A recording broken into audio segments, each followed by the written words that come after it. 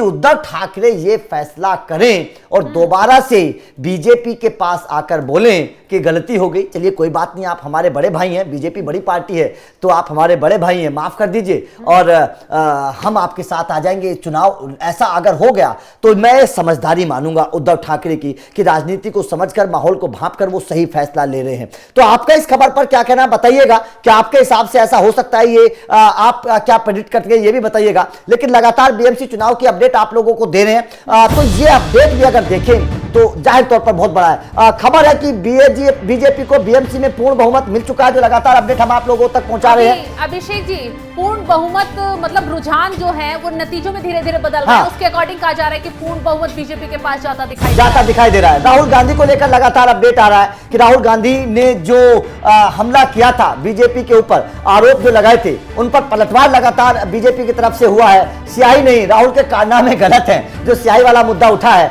राहुल गांधी पुराना राग अलाप रहे हैं, बिल्कुल सही बात है।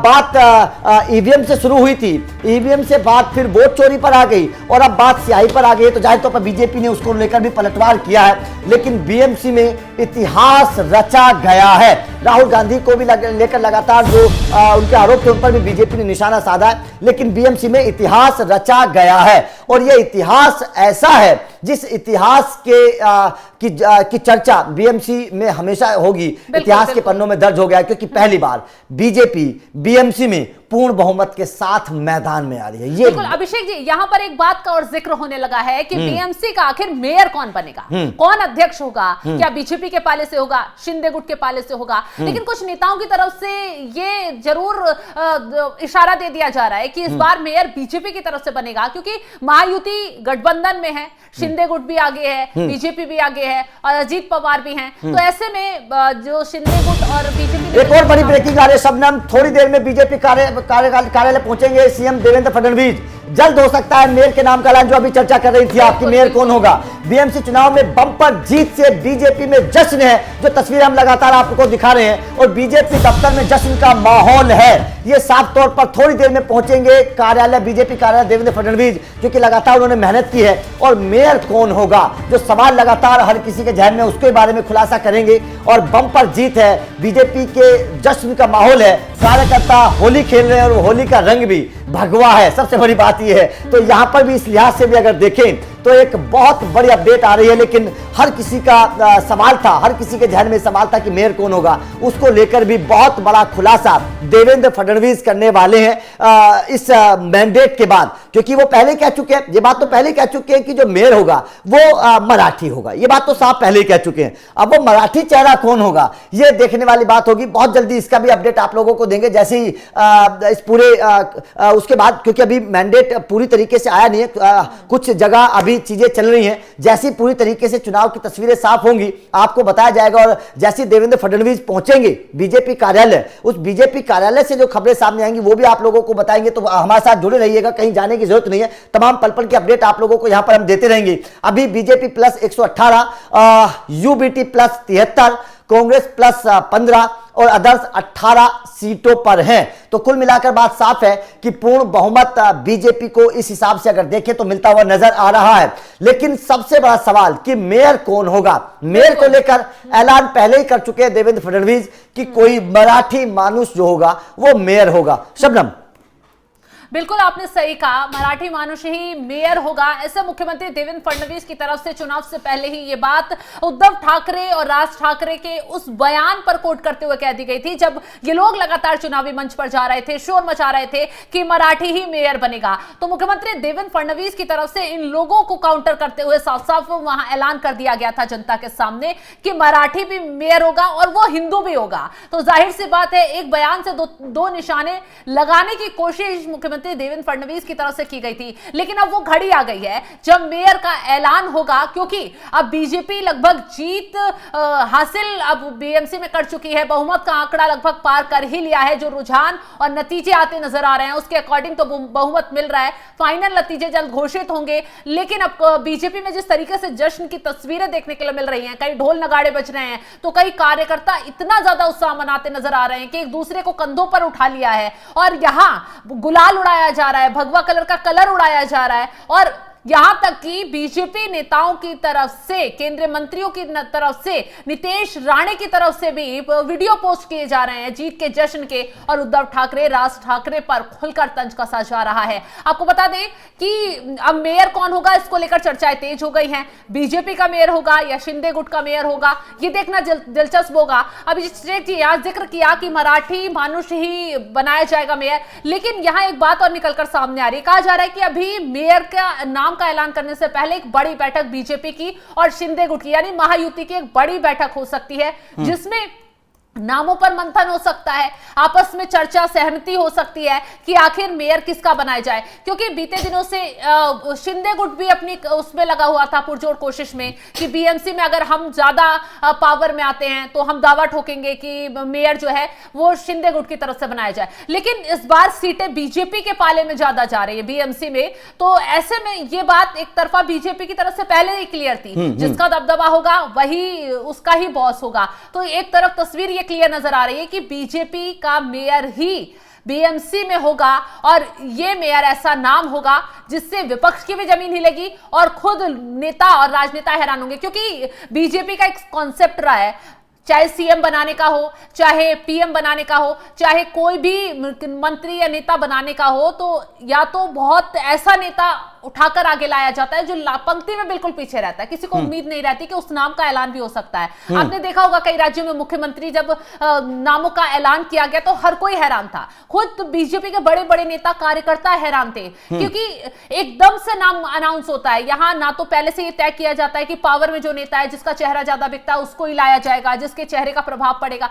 यहां छोटे से छोटे कार्यकर्ताओं को तवज्जो दी जाती है, यहां छोटे से छोटे कार्यकर्ताओं को आगे लाकर बड़े पद पर बिठाया जाता है कि यह मैसेज जनता तक पहुंचाने के लिए कि यहां ना तो परिवारवाद को बढ़ावा दिया जाता है, यहां ना तो सिर्फ खास नेताओं को, फर्स्ट लाइन के नेताओं को बढ़ावा दिया जाता है, बल्कि यहां हर एक कार्यकर्ता, हर एक नेता की उतनी वैल्यू है जितनी बाकी ऊपर के नेताओं की है। तो इसीलिए मौका किसी को भी मिल सकता है। बिल्कुल बिल्कुल, मौका किसी को भी मिल सकता है। और बीजेपी में हमेशा ये बात रही है कि वो जैसे कि आपने नितिन नवीन का जिक्र किया कि अनजान चेहरे को लाकर वो बैठा देते हैं कुर्सी पर। ये बात हमने देखा है कई बार, कई मर्तबा इस तरीके से चीजें देखी गई हैं। तो हो सकता है कि कौन चेहरा नजर में है सेंटर के और फडणवीस के, ये भी एक देखने वाली बात होगी। लेकिन देवेंद्र फडणवीस के पास वो पर्ची आ गई होगी जिसके नाम का ऐलान करना है, जाए तो उनको अब थोड़ी देर में उसका ऐलान वो कर देंगे, थोड़ी देर में, क्योंकि तस्वीर लगभग साफ हो चुकी है। और इससे साफ तौर पर जश्न का माहौल बीजेपी कार्यालय में है, ये भी साफ तौर पर दिखाई दे रहा है। भगवा रंग की होली खेल रहे हैं कार्यकर्ता। लेकिन अब थोड़ी देर में पहुंच जाएंगे देवेंद्र फडणवीस, बीजेपी कार्यालय पहुंचेंगे और बीजेपी कार्यालय पहुंचकर वो उस नाम का ऐलान करेंगे जिस नाम का इंतजार हर कोई कर रहा है कि बीएमसी का मेयर कौन होगा, किसके हाथ में कमान होगी, वो कौन इंसान होगा जिसके ऊपर भरोसा जताया जाएगा। इसका भी बहुत जल्दी ऐलान जो है वो करने वाले हैं देवेंद्र फडणवीस। लगातार अपडेट आप लोगों को देंगे। जिस तरीके से अभी तक के जो नतीजे हैं, जो रुझान है, वो ये है कि बीजेपी प्लस 118, यूबीटी प्लस 73, इसमें ज्यादा बदलाव अब होने वाले नहीं है। कांग्रेस प्लस 15 और अदर्स जो हैं वो 18 सीटों पर रुके हुए हैं। इसमें ज्यादा बदलाव मुझे नजर नहीं आ रहे हैं। बस लगभग तस्वीर, पूरी पिक्चर जो है वो साफ है। बस ऐलान होना बाकी है चुनाव आयोग की तरफ से कि हाँ सब कुछ ठीक ठाक है। उसके बाद में देवेंद्र फडणवीस जब पहुंचेंगे बीजेपी कार्यालय तो उसकी भी अपडेट लगातार आप लोगों तक पहुंचाते रहेंगे।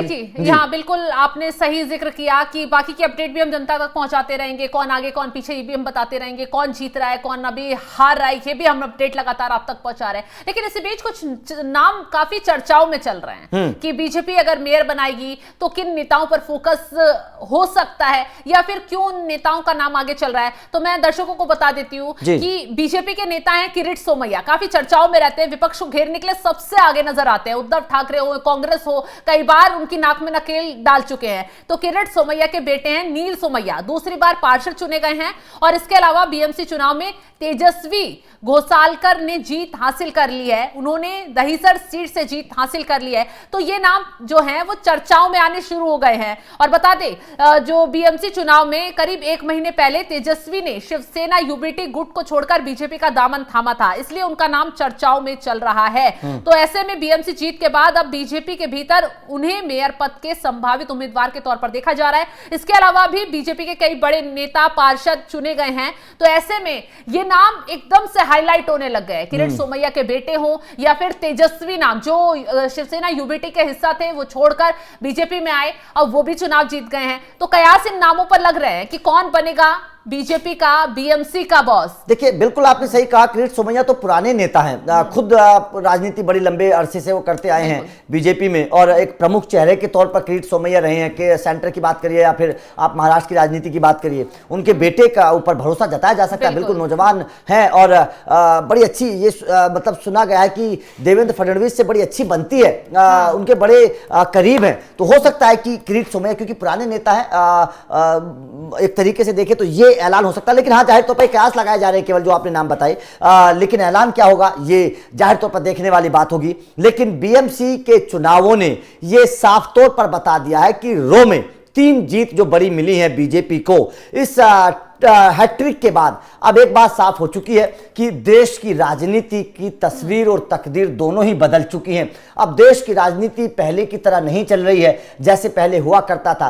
अब देश के लोग उस तरीके से आंख बंद करके वोट नहीं करते हैं जैसे पहले किया करते थे। अब देश के लोग एनालिसिस करते हैं, सरकार के कामकाज को देखते हैं, पढ़ते हैं, लिखते हैं और उसके बाद में फिर वोट करने के लिए जाते हैं। चाहे बात आप जेनजी की करिए या फिर आप बात करिए जो पुराने लोग हैं जो उस वक्त में अलग पार्टियों को वोट करते थे, आज अलग पार्टियों को वोट करने लगे हैं। कुल मिलाकर बात साफ है, हर इंसान को आज विकास चाहिए। अगर आप बात विकास की करेंगे, विकास की चर्चा करेंगे, लोगों के दिलों तक अपनी बात को पहुंचाएंगे, अपनी बात के साथ साथ अपने कामों को अगर लोगों तक पहुंचाएंगे तो मतलब साफ है कि लोगों को आप पसंद आएंगे। और पसंद आएंगे तो फिर जब बात बटन दबाने की आती है तो लोग आपके पक्ष में बटन दबाएंगे। मतलब साफ है कि अब राजनीति का तरीका बदल चुका है। अब राजनीति केवल बंद कमरे में बैठने की नहीं रही, अब राजनीति में आपको मैदान पर उतरना पड़ता है। क्योंकि बीजेपी के बारे में कहा जाता है कि वो 24/7 हमेशा चुनावी मोड में रहते हैं। और ये बात केवल बीजेपी नहीं बोलती है, ये बात विपक्षी दल के नेता भी बोलते हैं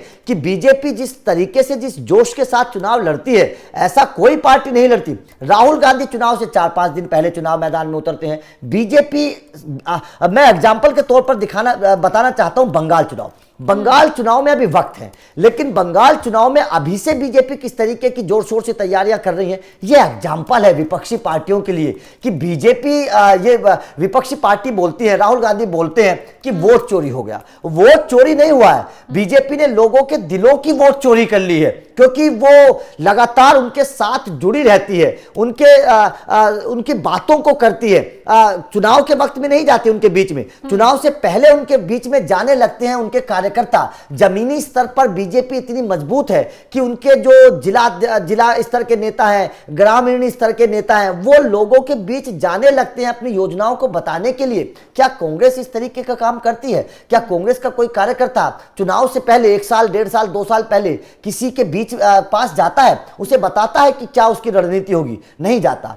चुनाव के मतलब कार्यकर्ताओं की तो बात छोड़िए, राहुल गांधी खुद एक्टिव नहीं रहते हैं। अभी बंगाल चुनाव की बात करिए, जब कांग्रेस को वहां पर हार मिलेगी। किसने कहा राहुल गांधी नहीं रहते? हाँ। राहुल गांधी रहते तो हैं, कभी यात्राएं निकालते हैं, कभी विदेश पहुंच जाते हैं, चुनाव के बीच ही वो विदेश। मैं यही बात बोलना चाहता हूं कि आप दोनों पार्टियों का तुलना करिए। जो लोग समझना बेहद जरूरी है, वोट चोरी के मुद्दे पर यह बात समझनी बेहद जरूरी है। मैं बंगाल, बीएमसी तो हो चुका, मैं बंगाल चुनाव की बात करना चाहता हूं। बंगाल चुनाव में बीजेपी कितनी एक्टिव है, उनके बड़े नेता कितने एक्टिव हैं और कांग्रेस के बड़े नेता कितने एक्टिव हैं, आप इस बात को देख लीजिए। जब चुनाव के नतीजे आएंगे और 4, 5, 6 सीटें आएंगी तो राहुल गांधी कहने लगेंगे कि वोट चोरी हो गया। तो यहां पर ये कांग्रेस को आत्ममंथन करना चाहिए, कांग्रेस को ये बात सोचनी चाहिए, समझनी चाहिए कि केवल कहने से वोट चोरी हो गया, इस तरीके से देश की जनता अब गुमराह होने वाली नहीं है।